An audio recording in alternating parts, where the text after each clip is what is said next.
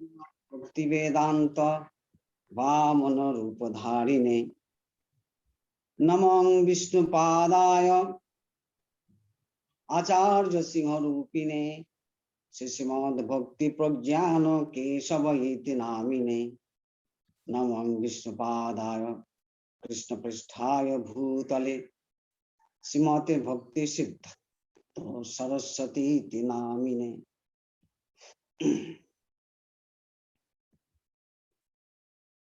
रूपेति नाम बदभो रसने सदा तं रूपं च संस्मरमणः करुणा स्वरूपं रूपं नमस्कुरु शिरसदयावलोकं तस्यादित्य सूतनं रघुनाथ दासम्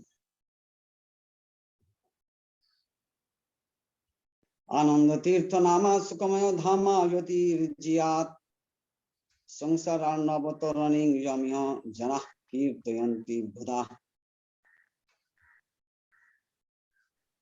राधा चिंतन निवेशन यस्य कांतिर्विलपिता श्री कृष्ण चरणं वंदे राधा लिंगित विग्रहम्। हरे कृष्ण। वंशाकल्पतरुभ्यश्च कृपासिन्धुभ्येव च पतितानां पावनेभ्यो वैष्णवेभ्यो नमो नमः। आज जिस विषय पर चर्चा करेंगे वो ये है कि संसार में जब हम समस्या जर्जरित होते हैं तब उस अवस्था में हरि भजन करना कैसे संभव हो सकता है। साधारण रूप से हमारा इस प्रकार की धारणा है ये समस्या नहीं रहने से ही हम ठीक से हरि भजन कर पाते हैं।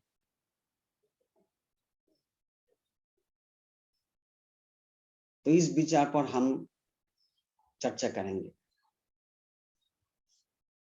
ये सचमुच क्या समस्या ही हमारे लिए हरि भजन के लिए बाधक है ना और कुछ है।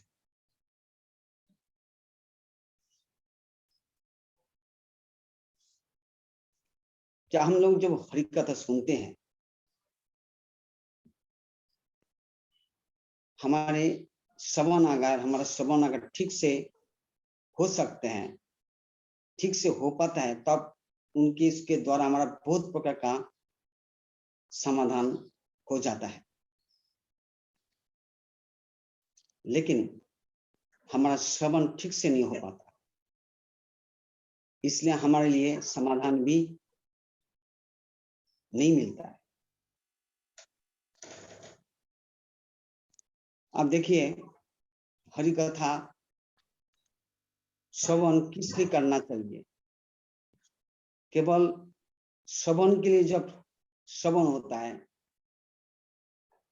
तो उस प्रकार का श्रवण कोई काम का नहीं होता।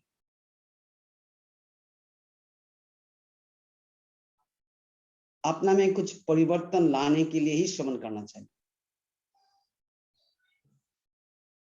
इस परिवर्तन लाने का उद्देश्य से हरि कथा श्रवण नहीं करने से वो फलप्रद नहीं होता, फलदायक नहीं होता है।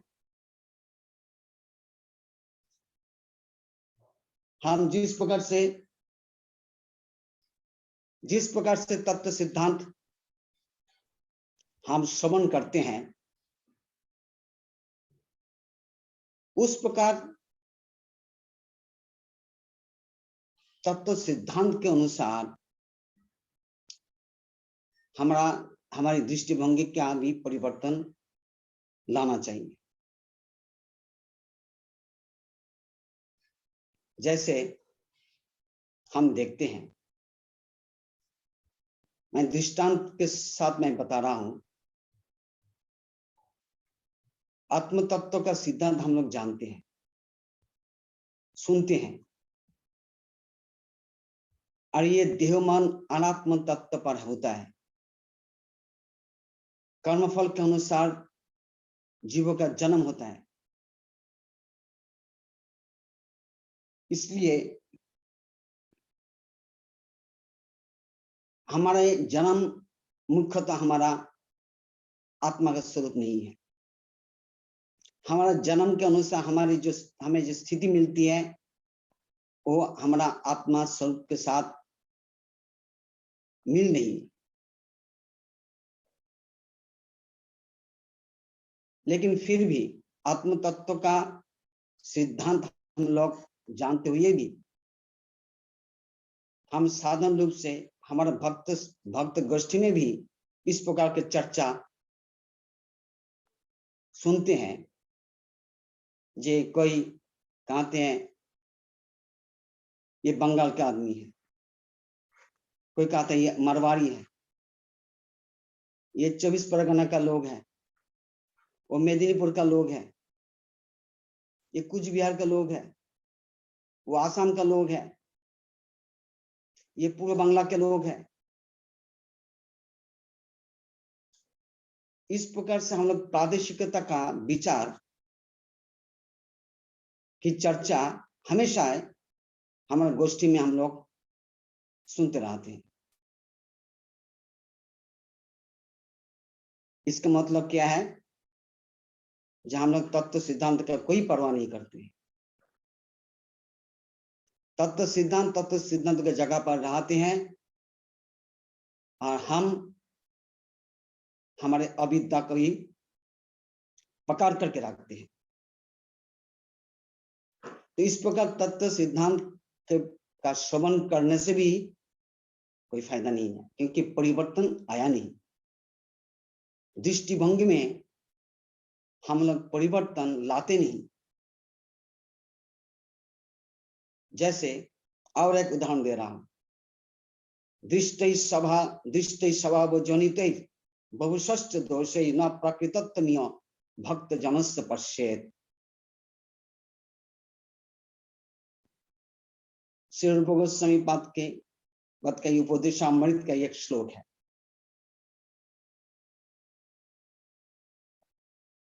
सब लोग आप ये जानते हैं, लेकिन फिर भी हम एक बभुगत दोष से हम लोग सबको देखते हैं। वो टेरा है, वो लैंगड़ा है, उस लैंगड़ा को बुलाओ। वो जो टेरा आदमी है ना, बहुत दुष्ट है।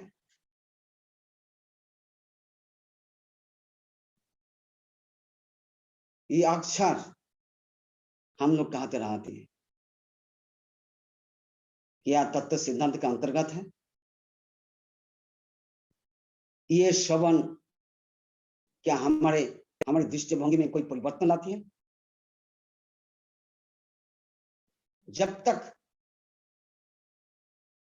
हमारा श्रवण ठीक से नहीं होगा, श्रवण तभी ठीक होता है जब हमारे श्रवण के अनुसार हमारे दृष्टिभंगी में जो कोई परिवर्तन आता है, तब यथार्थ रूप से श्रवण कहा जाता है।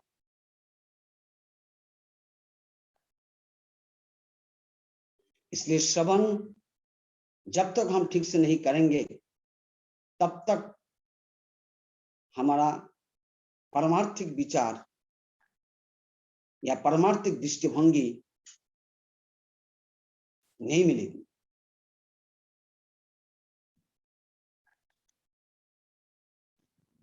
आप ऐसा नहीं है जो ये नहीं करने से भी चलेगा, कभी संभव ही नहीं होगा।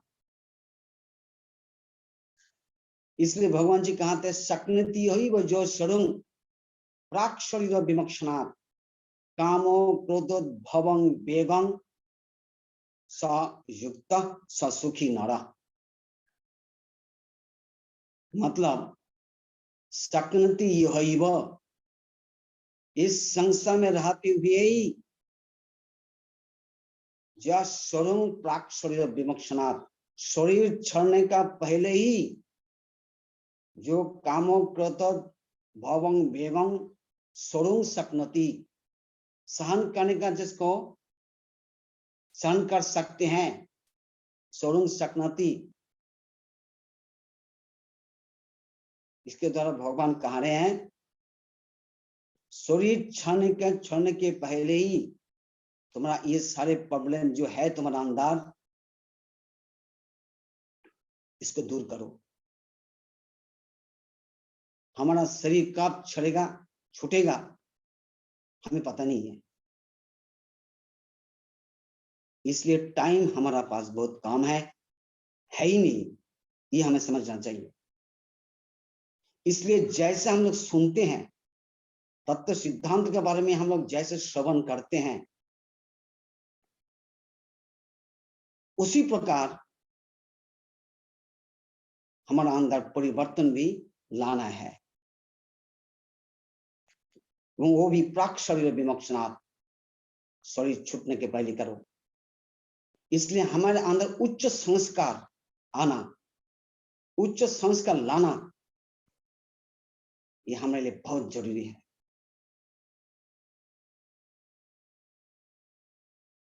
तो ये उच्च संस्कार लाने के लिए हमारे अंदर तत्व सिद्धांत का ही प्राधान्य देना है। हमारा मनमानी विचार इसमें कोई कामयाब नहीं हो सकते हैं। आप मनमानी विचार क्या है जी, संसार में जब तक हम लोग समस्या जर्जरित रहते हैं तब तक हरि भजन ठीक से नहीं हो पाता।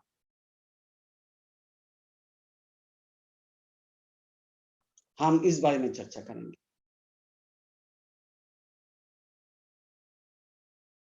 पहले बात हमें ये समझना चाहिए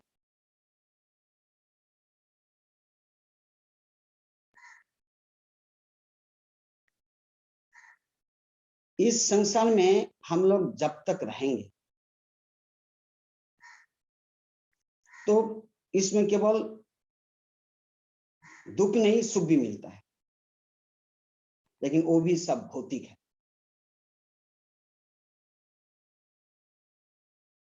प्राकृत सुख प्राकृत दुख, मतलब भौतिक सुख भौतिक दुख, इसके लिए हम लोग अधिकारी हैं। आत्मगत सुख या आत्मगत दुख, इसके लिए हम लोग अधिकारी नहीं है। आत्मगत दुख मतलब विरह, आत्मगत सुख मतलब मिलन, भगवत मिलन और भगवत विरह, ये आत्मगत सुख, ये आत्मगत दुख, इसके लिए हम लोग अधिकारी नहीं है। ये भौतिक सुख भौतिक दुख के लिए हम लोग अधिकारी हैं। तो हम लोग समस्या किसको सोचते हैं? जब भौतिक दुख आते हैं तब इसका समस्या मानते हैं, लेकिन जब भौतिक सुख आते हैं तब इसको हम लोग समस्या नहीं मानते।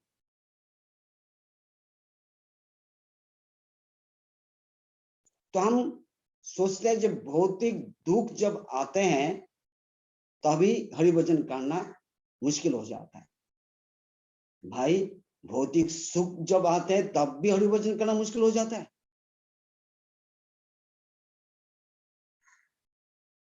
भौतिक दुख एवं भौतिक सुख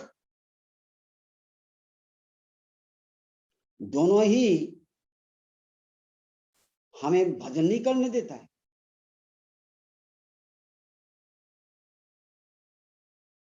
तो हम क्या करेंगे? तो फिर कब हरिभजन करेंगे? कैसे हरिभजन करेंगे?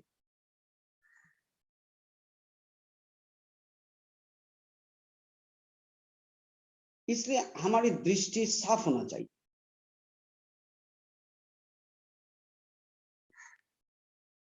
समस्या जर्जरित होने से हमारा हरिभजन ठीक से नहीं हो पाता। ठीक से हम इस पर लाइट डालेंगे तो हम देख पाएंगे कि ये हमारी एक इंद्रिय तर्पण परिणता ही है, भोगन मुखता ही है।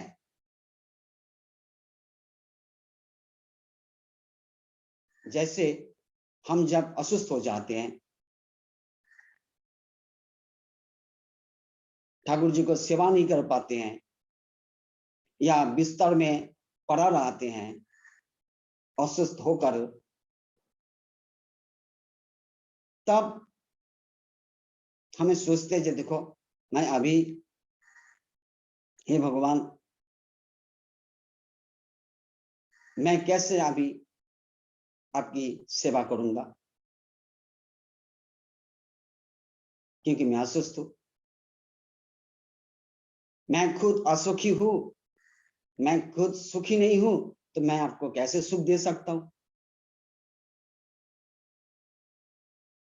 अगर आप मुझसे भजन करवाना चाहते हैं तो मुझे सुस्त करा दो।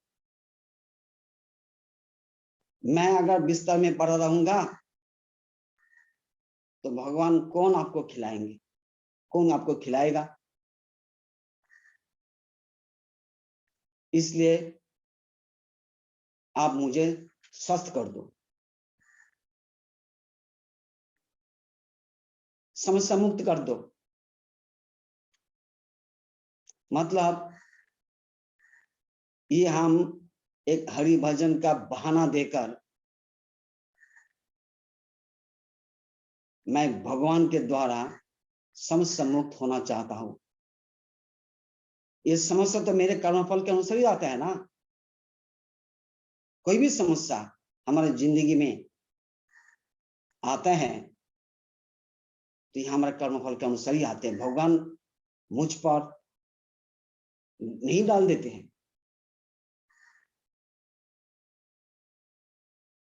लेकिन हम हरि भजन का एक फायदा लेना चाहते हैं। आप देखिए, जब श्री कृष्ण अर्जुन को देखा, जो अर्जुन मोहग्रस्त हो चुका है, ऐसा मोहग्रस्त की गांडीव भी छोड़ दिया। तो भगवान उन्हें ऐसा नहीं बताया ठीक है तुम युद्ध मत करो, मैं सब संभालूंगा। धर्म संस्थापन करने के लिए आया तो ये तो मेरी जिम्मेदारी है, कर लूंगा, तुम बैठे रहो।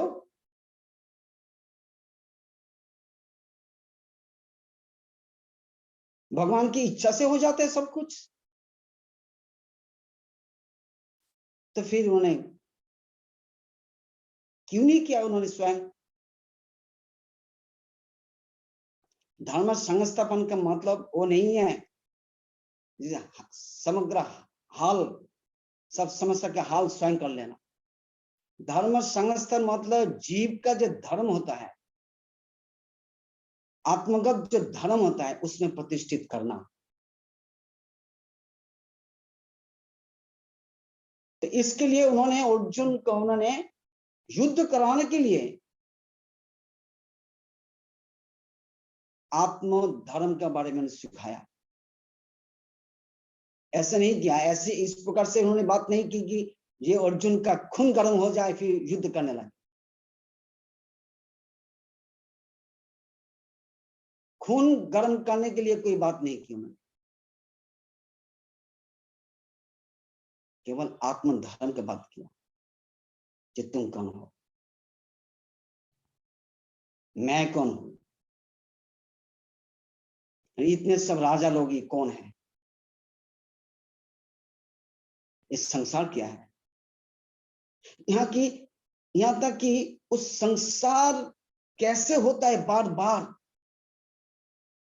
संसार की सृष्टि कैसे चलती रहती है, हर विचार अर्जुन का सामने में पेश किया।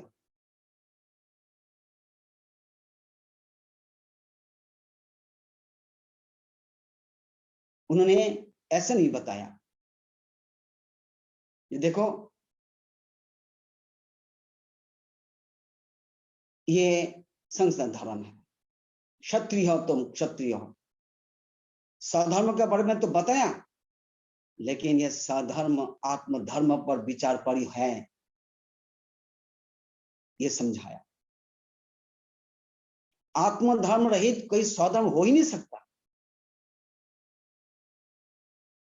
आत्म क्या है इसको अच्छे से समझाया। और वो भी देखिए, जब युद्ध चल रहा है, युद्ध चलने वाला है, उसी युद्ध क्षेत्र में ही ये आत्मधर्म का पाठ पढ़ाया। इसका मतलब हम जब समस्या जर्जरित होते हैं, उस समय ही हमारे आत्मधर्म की शिक्षा करनी है। ऐसा नहीं है जे समस्या जब हम मुक्त हो जाएंगे तब हम लोग आत्मधर्म के बारे में सुनेंगे। नहीं, ऐसा नहीं है। ये गीता के पाठ उन्होंने रण क्षेत्र में ही उन्हें दिया।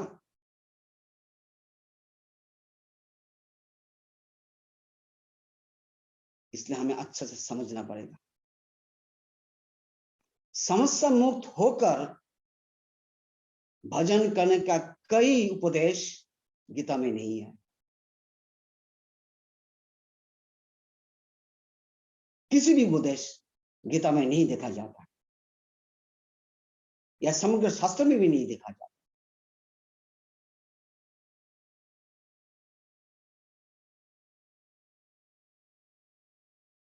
आप भगवान जी कहा रहे हैं, तुम्हें युद्ध करना है, मेरा भजन भी करना है।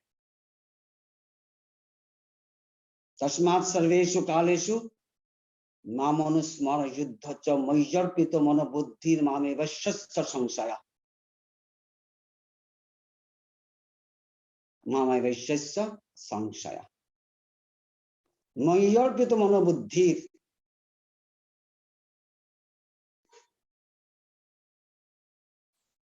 किस प्रकार की बात भगवान जी कह रहे हैं, इस पर हमें ध्यान देना चाहिए। भगवान जी कह रहे हैं तस्मात् सर्वेषु कालेषु, अतः सर्वकाल में, सर्वकाल में तुम स्मरण करो। मांग, तस्मात् सर्वेषु कालेषु मांग स्मरो, मुझे स्मरण करो। Remember me. At the same time, simultaneously fight, युद्ध च।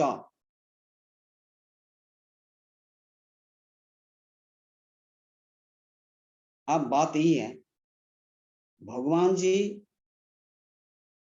युद्ध करने के लिए उस्काया नहीं। किस लिए बोला? अपना कर्तव्य करो, दैट्स योर ड्यूटी। और ऐसा नहीं है, उन्होंने बताया, और युद्ध के साथ पांडव का मतलब ही नहीं था। ये पहले अध्याय में ही स्पष्ट हो गया था। ये अर्जुन युद्ध करना नहीं चाह रहा है। आप जो अर्जुन युद्ध किया, इसका मतलब है केवल धर्म संस्थापित करने के लिए, यही उनकी सेवा है। उसी प्रकार हम लोग समस्या संसार में हम रह रहे हैं, किस दृष्टि से हमें रहना पड़ेगा? आत्मधर्म के विचार से। मैं कौन हूं, इस पर समझना है। संसार में हम लोग जिनके साथ रह रहे हैं, ये कौन है? ये भी आत्मधर्म के विचार से देखना पड़ेगा। एवं फाइट, ये जीवन युद्ध होता है। संसार, इस संसार में रहना एक चैलेंज होता है हमेशा। उसी लोगों का साथ सामना करना पड़ता है इस संसार में रहते समय। तब तो दापर युग की बात थी, अब तो कली युग है। अब तो उस लोगों की संख्या कितनी बढ़ गई है। लेकिन हमें निराश नहीं होना चाहिए। क्योंकि गीता है और वो उपदेश करने वाले भगवान स्वयं मेरा अंदर है।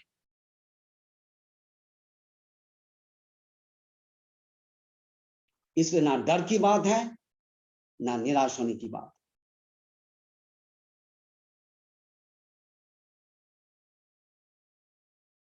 तो इसलिए हमें हमारी दृष्टि साफ होनी चाहिए। जैसा अर्जुन ने कहा, नष्टमो स्मृति लब्धा तत्पुरुषदाप मयाच्युत स्थितोस्मि गत संदेह करिष्य वचनं तव।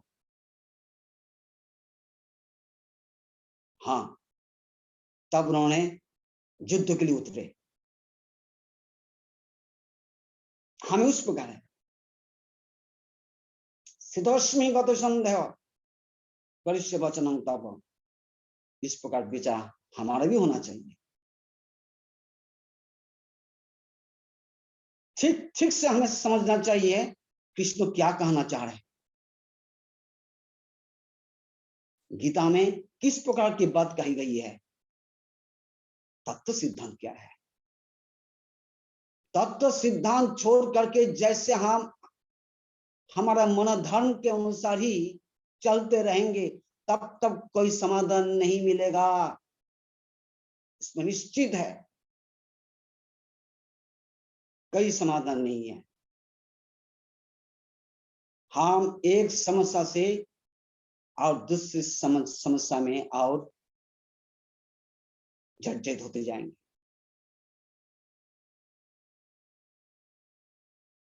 केवल तत्व सिद्धांत के विचार से हमें लड़ाई करना पड़ेगा।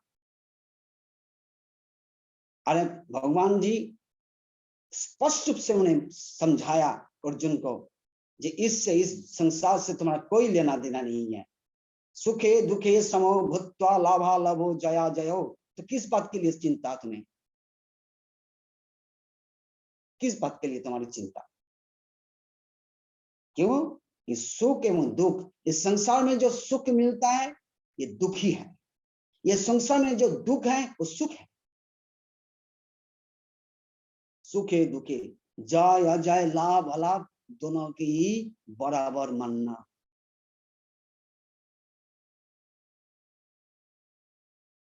You don't have anything to achieve and neither anything to lose.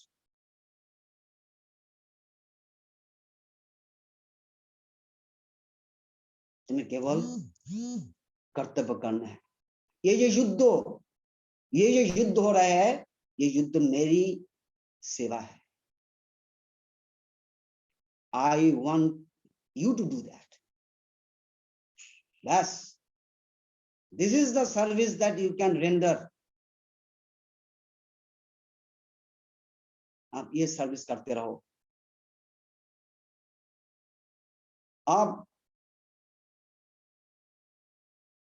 Arjun भगवान की सेवा के लिए खड़े हो गए। आप दिखाई जा रहा है युद्ध, लेकिन ये सेवा है। इसी प्रकार संसार में हर चीज हम लोग करेंगे भगवान की सेवा की दृष्टि से, ना इसमें कोई मेरा सम्मान असम्मान का कुछ विचार रहेगा। जब मैं फेलियर हो जाऊंगा तो मेरा असम्मान हो जाएगा।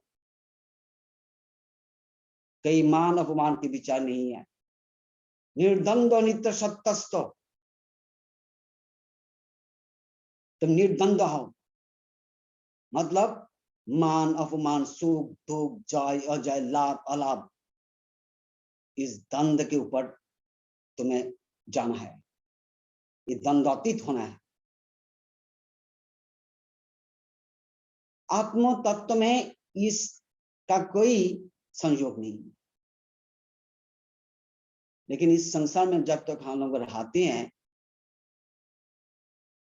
इस संसार में रह करके हम हमारा जो पाठ है वो हम अच्छा से ले सकते हैं। संसार में जो भी कुछ प्रॉब्लम आ रहा है, ये समझना चाहिए ये मेरा कर्मफल से ही आ रहा है।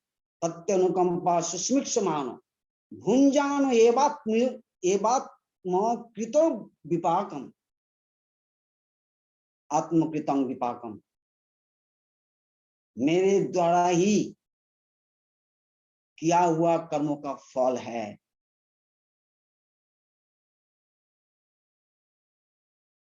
भगवान जी कोई भी प्रॉब्लम या कोई भी चीज मुझ पर नहीं डाल रहे हैं, मेरा कर्म के अनुसार ही आ रहा है। मैं कर्म कैसे किया? अविद्या के कर्म किया, अविद्या ग्रस्त होकर के ही सारे जिंदगी तक, जन्म जन्म तक मैं कर्म करते थे। कर्म कर रहा हूं, या अविद्या का, ये अविद्या से हम लोग कैसे बचेंगे, शिक्षा कैसे लेंगे? इसलिए जो प्रॉब्लम हमें दिखाई पड़ रहा है उसी प्रॉब्लम से हमें जूझना चाहिए, उसी प्रॉब्लम में ही रहकर हमें शिक्षा लेनी चाहिए, प्रैक्टिकल शिक्षा। क्या शिक्षा? भगवान में अभिनिविष्ट होना, स्मरण एवं युद्ध साइमल्टेनियसली होना, ये ही हमारे लिए भजन है। भगवत स्मरण एवं बैटल फाइटिंग दोनों ही एक ही साथ युगपथ होना है। और वस्तुतः इसके सहज समाधि भी कहा, भक्ति विनोद ठाकुर सहज समाधि के बारे में कहते हैं। सहज समाधि मतलब ऐसे नहीं है जी आंख बंद करके इंद्रियों की हर क्रिया बंद करके समाधि हो जाना, समाधिग्रस्त हो जाना, ऐसा नहीं है। सहज समाधि मतलब हमारे सारी क्रिया जो हम देखते हैं भगवान के लिए देखते हैं, जो सुनते हैं भगवान के लिए सुनते हैं, जो करते हैं भगवान के लिए करते हैं। एक भगवान के अलावा हम लोग कुछ नहीं करते हैं। ये सहज समाधि। इसलिए मयि अर्पित मनोबुद्धि, जो मन बुद्धि इंद्रिय सब भगवान के लिए जब नियुक्त होते हैं, ये होता है सहज समाधि।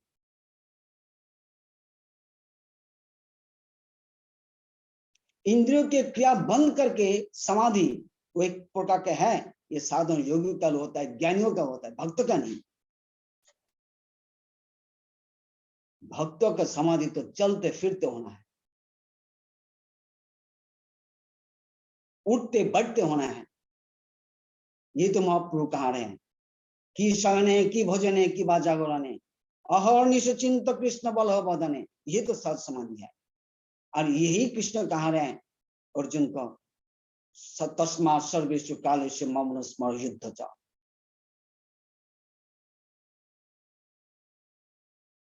इसलिए हमें कभी इस प्रकार से नहीं सोचना चाहिए कि समस्या में रहकर भजन करना संभव है। समस्या में ही हम भजन करना है, ये ही भजन का क्षेत्र है, ये ही भजन का टाइम है।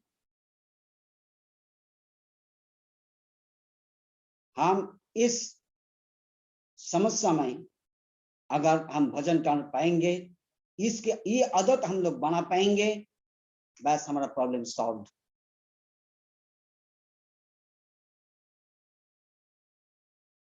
तो ये चीज भगवान से हमें समझा रहे हैं। हम इस प्रकार से नहीं समझना चाहिए जिस समस्या हमारी प्रॉब्लम है, समस्या हमारी प्रॉब्लम नहीं है। भक्ति विनोद ठाकुर जी का एक कीर्तन है, हेन दुष्ट कर्म नाई जहां आमी करी नाई सहस्र सहस्र बार हरि, সেই सब कर्मफल पे अवसर बल आमाय किसी जंत्र पर। बात यही है, ऐसा के दुष्ट कर्म नहीं है जो मैंने नहीं किया, एक दो जन्म नहीं है, सहस्त्र सहस्र बार हरि, अगणित बार। सही सब कर्मफल, अभी उसी कर्मफल का मौका मिल गया, अवसर, सही सब कर्मफल पे अवसर बल আমায় পিষিছে যন্ত্র পরি।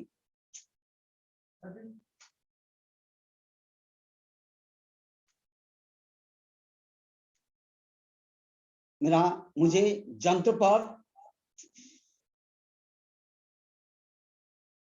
हरे कृष्ण,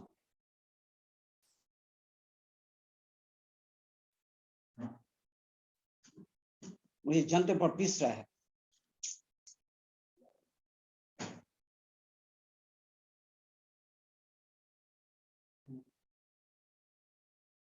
সেই সব কর্মফল পেয়ে অবসর বল আমায় পিষিছে যন্ত্র।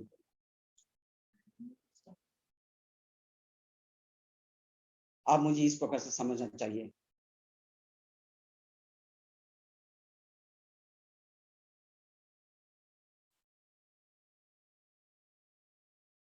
गति नहीं देखी यार,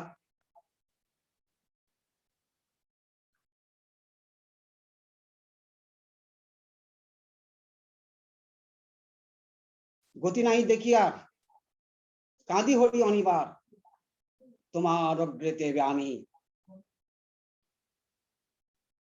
जा तुम्हार হয় মনে दंड दाओ किंचने तुम्हें मोर दंडधर स्वामी।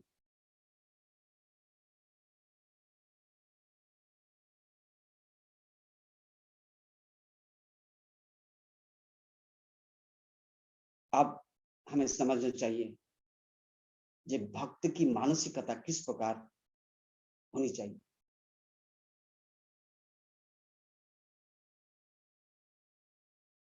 जा तुम्हार হয় মনে दंड दाओ किंचन।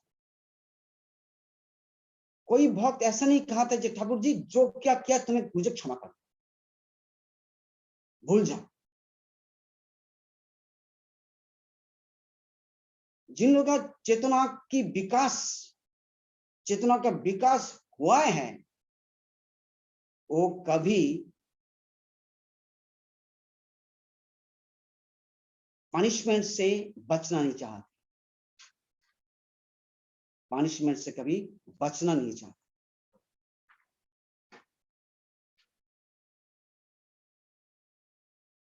साधारण रूप से हम लोग जगत में पनिशमेंट से बचने की वृत्ति रहती है, मतलब जो क्या क्या ठाकुर जी हमें क्षमा कर।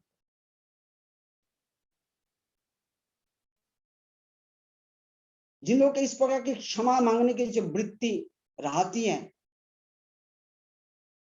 निश्चित रूप से समझना होगा उसका चेतना का विकास नहीं हुआ, नहीं हुआ। इसलिए हर जगह में ऐसा देखते हैं, मुकुंद माला स्तोत्र में देखते हैं, यद यद भवं भवतु भगवान पूर्व कर्मानुरूपम, पूर्व कर्म के अनुसार जो होना है वो होने दो, क्योंकि मेरा ये अविद्या के कारण ही मुझे ये सफर करना पड़ रहा है और ये सफर मेरे लिए उचित भी है। और इस सफर करते हुए ही मेरा सब कुछ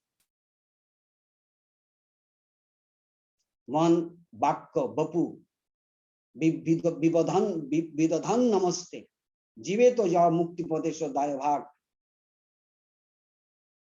ये सफर करते हुए जो लोग काय मन वाक्य से भगवान पर अर्पित हो जाते हैं, भगवान के लिए अर्पित हो जाते हैं, वो व्यक्ति मुक्ति पद दाय भाग, मुक्ति पद मतलब भगवान की चरण पाने के लिए लायक है।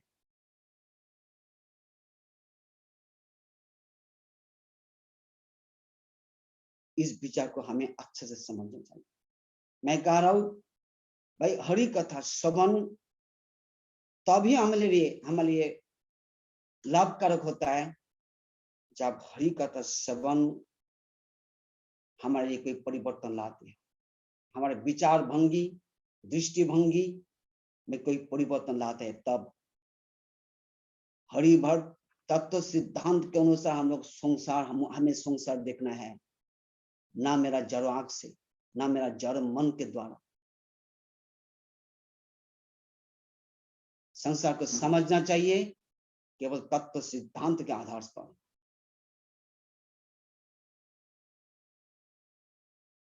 इसके अतिरिक्त हमें अपना दिमाग से या सांसारिक कोई लोगों को विचार से नहीं समझना चाहिए। Suffering is a must. एवं सफरिंग, आप ये मत सोचिएगा, हम लोग समझते हैं जब मुक्त पुरुष हो जाते हैं उन लोगों की सफरिंग नहीं है। मुक्त पुरुष की भी सफरिंग है, लेकिन वो सफरिंग आत्मगत सफरिंग है, विरह का सफरिंग। और ये विरह सुख का ही एक अलग प्रकार है। आत्मगत सुख का ही अलग प्रकार है, आत्मगत विरह। सफर तो करते हैं ना भाई। हम लोग रोग से, मतलब रोग से हम लोग छटपटाएंगे या विरह से छटपटाएंगे, दोनों से हमें छटपटाना। छटपटाना तो होगा ही, ऊपर होना ही पड़ेगा। आइदर विरह से छटपटाना या रोग के बीमारीग्रस्त होकर के छटपटाना।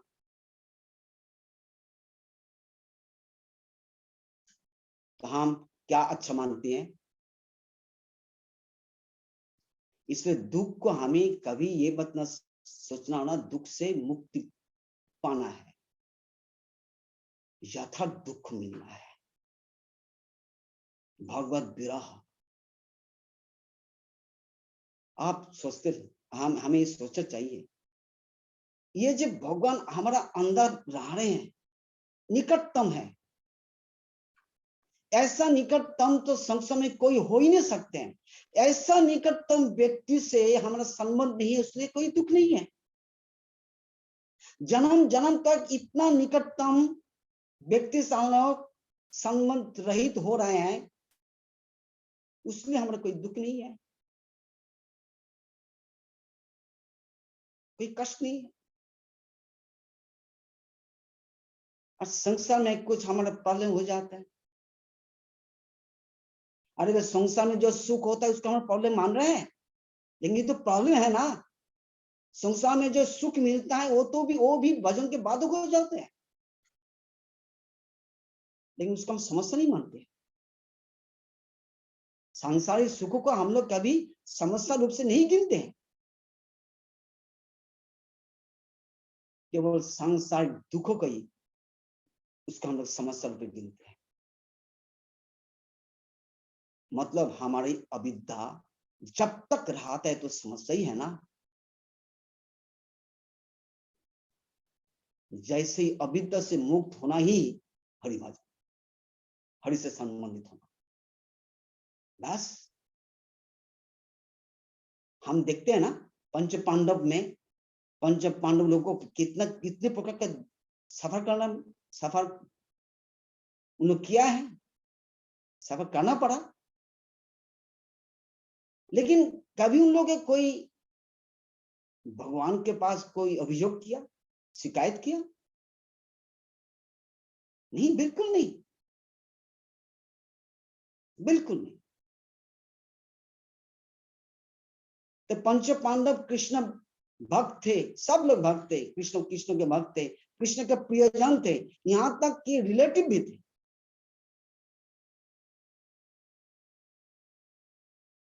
इतना गाढ़ संबंध होते हुए भी हमारी दृष्टि से उन लोगों को कितना हमको सफर करना पड़ा, लेकिन उनकी दृष्टि से कोई सफर नहीं है। ये तो कुंती महारानी साफ कह देती है, कहते से ऐसे इस प्रकार के विबोध हमें चाहिए, जो विपद भगवान से हमें जोड़ते हैं।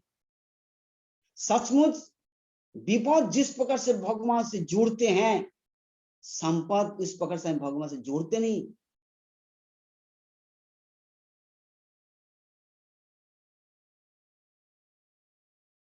इसलिए हमें हमारा जो गुरुवर जिस प्रकार से हमारे पास विचार का जो डिस्प्ले उन्होंने किया, परिवेशन किया, दिखाया, उस प्रकार से हमें समझना चाहिए।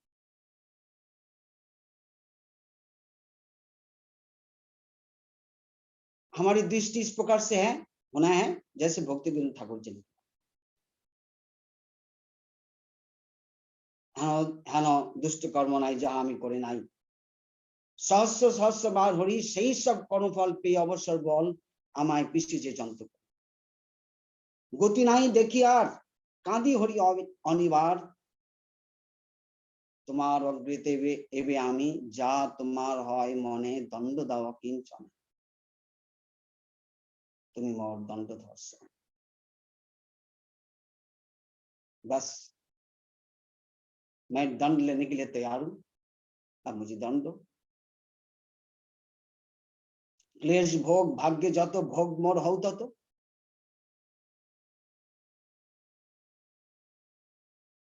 सब प्रकार भोग भोगने के लिए मैं तैयार हूं।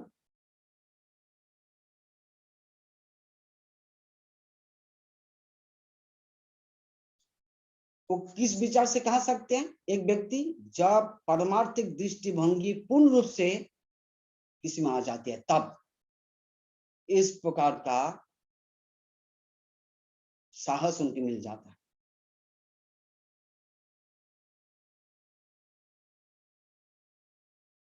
नहीं तो दर्पक लोग हमेशा बचाओ बचाओ बचाओ बचाओ करने के लिए, भगवान जी से हम लोग बहुत प्रकार से प्रार्थना करते हैं, लेकिन देखते हैं भगवान जी कुछ एक्शन नहीं ले रहा है। हमारा समस्या के बारे में हम लोग कहा थे ठाकुर जी ये प्रॉब्लम है, हम भजन नहीं कर पा रहे इत्यादि तक, लेकिन देखा जाए तो भगवान जी seems not hearing at all, not responding at all.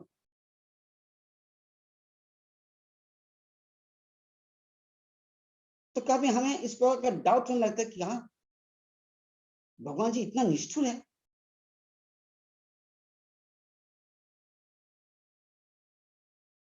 निष्ठुर नहीं है, ऐसा नहीं होना चाहिए, ऐसा नहीं समझना चाहिए। देखिए एक दृष्टांत से मैं बता रहा हूं, जब एक बच्चा जब चलने फिरने लगते हैं तो बीच बीच में गिर जाते हैं। जब पहले जब गिर जाते हैं तो उसका पेरेंट्स तो उसको उठाने के लिए भागते हैं, लेकिन बाद में भागना बंद कर देते। क्यों? क्योंकि पेरेंट्स चाहते हैं जो खुद उठे, जब गिर गया उसको खुद उठना है। तो बच्चा गिर करके रोने लगती है। किस लिए रोने लगती हैं? उसके पेरेंट्स का दृष्टि आकर्षण करने के लिए तुम उठाओ मुझे। लेकिन पेरेंट्स समझदार है, उनका समझदारी से कहते हैं कि नहीं तुम्हें उठना है, I will not help you, you do it yourself, खुद उठो। क्या उनका मन में कोई दर्द कोई दुख नहीं है, दर्द नहीं है क्या उनका अंदर बच्चे के लिए? बच्चा रो रहे हैं, क्यों नहीं जा रहे हो उठाने के लिए?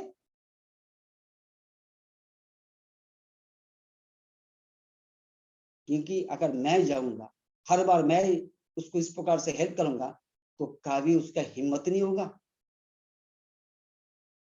कभी उसकी आदत नहीं होगी, वो वीक ही निकलेगा,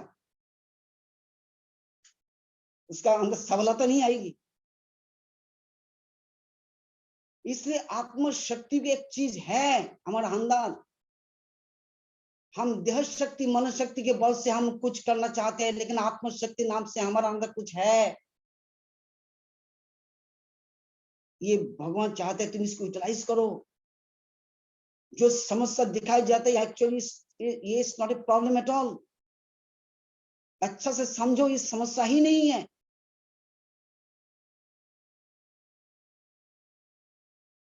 हमारे दृष्टि से किसी का मौत हो जाता है, लेकिन चक्षुष्मान व्यक्ति जिनके चक्षु उन्मोलित हो चुके हैं, वो देखते हैं उनका किसी को मौत होता ही नहीं। तो हमारी दृष्टि और एक उन्मोलित चक्षु का दृष्टि एक नहीं है। इसलिए हमारे दृष्टि जो समस्या देखी जाती है, वो मुक्त पुरुष के दृष्टि से वो समस्या बिल्कुल नहीं है।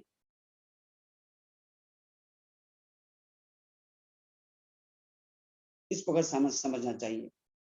जो you have to learn this special, this आत्मगत शिक्षा, और इसी संस्था में रहकर, इसी समस्या में रह उसका प्रैक्टिस करना है। इसलिए यही हमारी आज की चर्चा है। इसी बात पर मुझे लगा ये लाइट डालना बहुत जरूरी है। आप इसके बारे में किसी को भी प्रश्न है तो आप बताइए। बहुत बहुत धन्यवाद पूज्यपाद महाराज जी ने आज हमें बहुत ही उपयोगी शिक्षा दी कि जिंदगी में अनर्थ दुख जो है वो एक ही है, और सब नकली का दुख है, असली का दुख नहीं है। वो सब वो हमारा मन का बनाया हुआ दुख है। दुख एक ही है, वो है भगवान की विस्मृति। कृष्ण से दूर हैं हम, यही हमारे जीवन का विपद है, यही हमारा दुख है, यही हमारा अनर्थ है। और भगवान के स्मरण में रहें तो यही सुख है।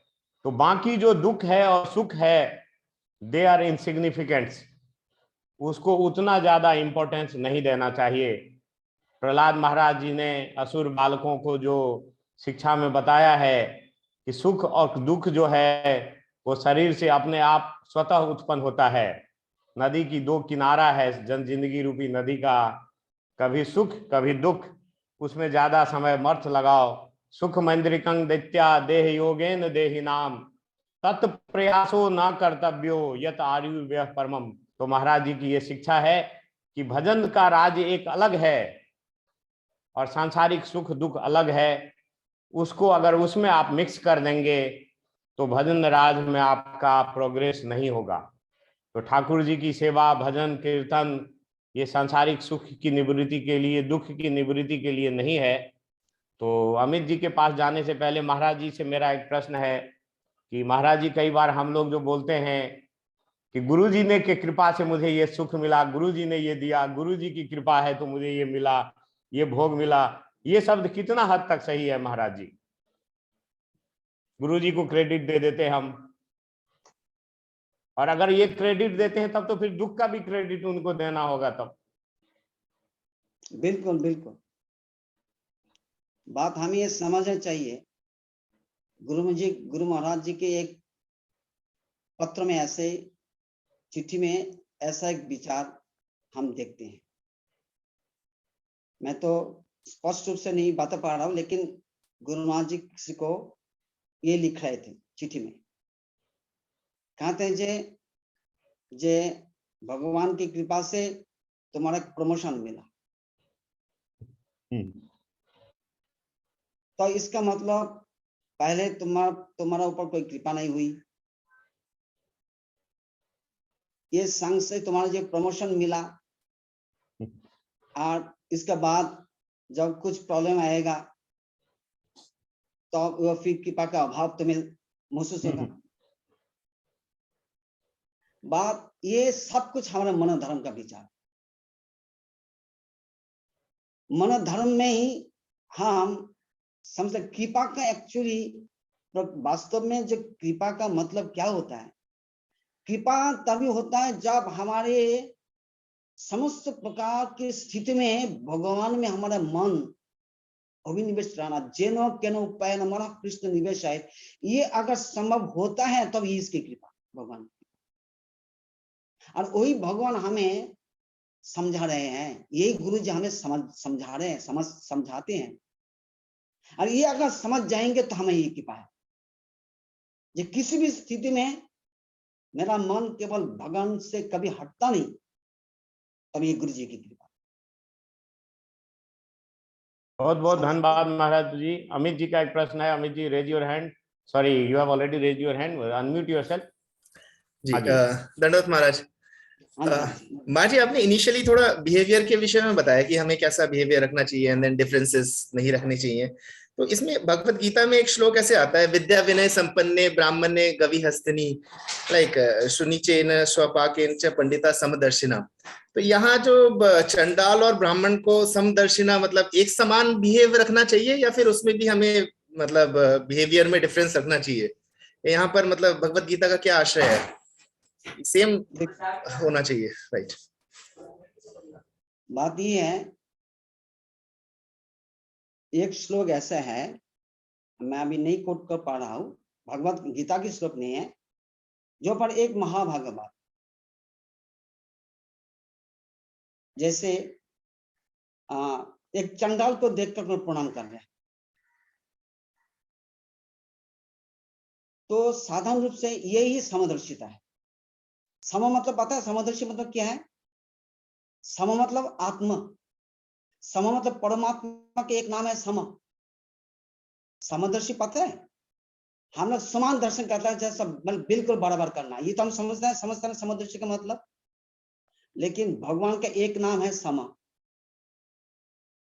और जो हर जीव में केवल भगवान के ही दर्शन करते हैं उनको कहते हैं समदर्शी। तो समदर्शी का मतलब वो जहां पर हर जगह में नहीं देखा, साबर जंगम देखे ना देखे तर मूर्ति, सर्वत्र स्फुरे तर इष्ट देव स्फूर्ति। स्थावर जंगम देखे ना देखे तर मूर्ति मतलब क्या है? वो स्थूल कुछ नहीं देखते हैं।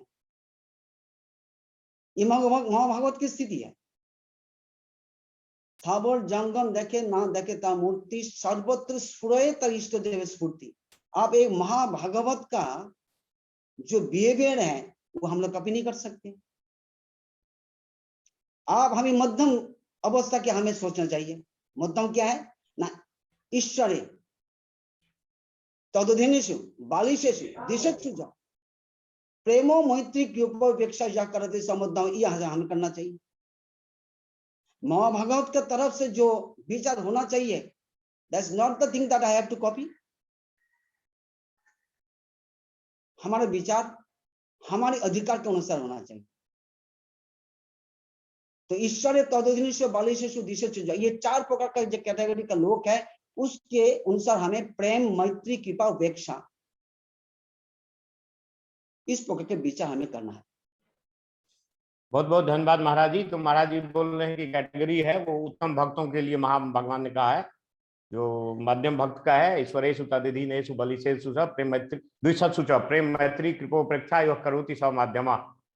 ठीक है, तो अमित जी धन्यवाद for your question. Now will go to another भक्त लोग आइए क्वेश्चन पूछिए। इंपॉर्टेंट सब्जेक्ट था आज, आशा करते हैं आपके मन में कई प्रश्न होगा आज, क्योंकि बहुत ही इंपॉर्टेंट है भक्ति राज में प्रवेश करने के लिए आज का टॉपिक। तो बीरज प्रभु जी हैं, Vishwambhar Prabhu ji, he wants to ask something. Biraj Prabhu ji आप अनम्यूट करिए, उसके बाद हाँ जी प्रभु जी दंडवत प्रणाम महाराज। हरे कृष्ण। तो आपने बोला कि ये जो कृपा है ये तो हम लोगों का फुल ऑनेस्टी अगर जब होगा तभी मिल पाएगा, लेकिन हम लोग तो अभी सोशियली जब भी किसी वैष्णव को प्रणाम करते हैं या महाराज को प्रणाम करते हैं, हम लोग बोलते हैं कृपा रखिएगा महाराज, कृपा कीजिए।